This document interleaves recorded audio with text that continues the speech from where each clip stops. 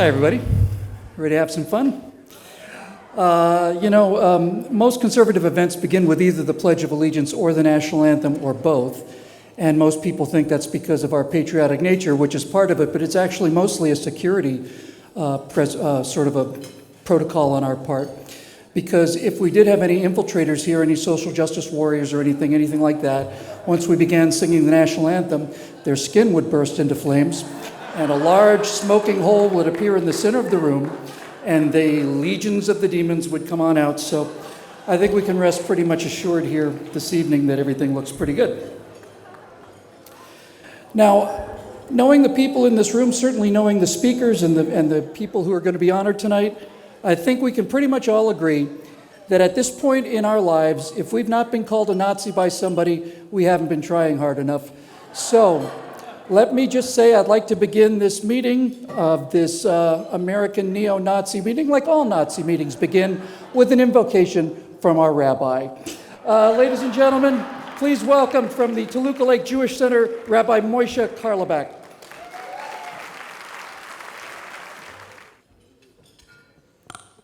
I've never addressed a neo-Nazi group, so.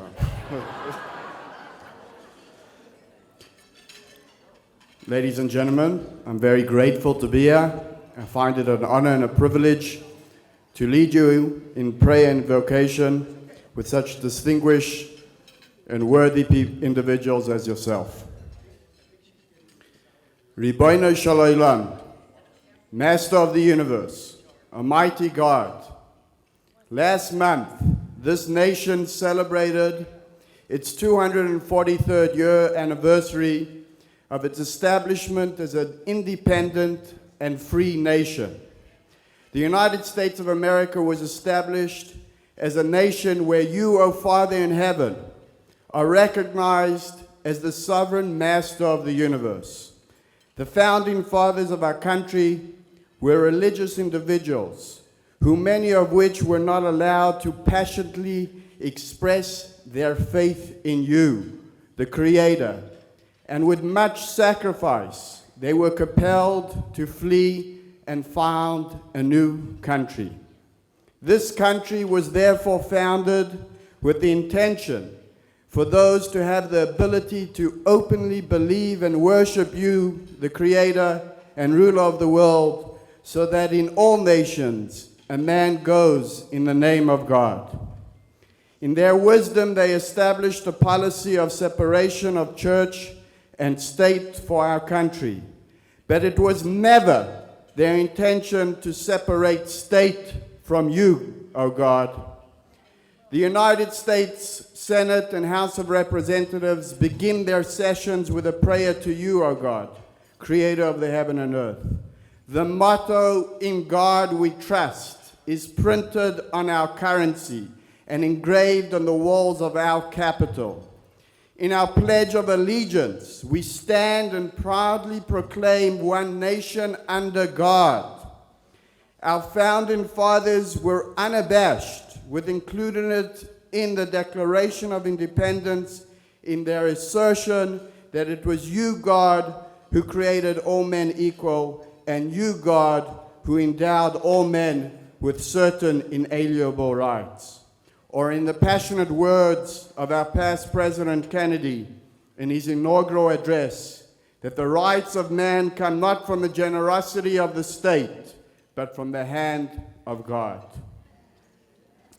In recognizing you, our God, as a sovereign creator and ruler of the universe, we are fulfilling the first of 7 commandments, which you, O God, gave to Noah and his family, the forebearer of all mankind and civilizations after the flood.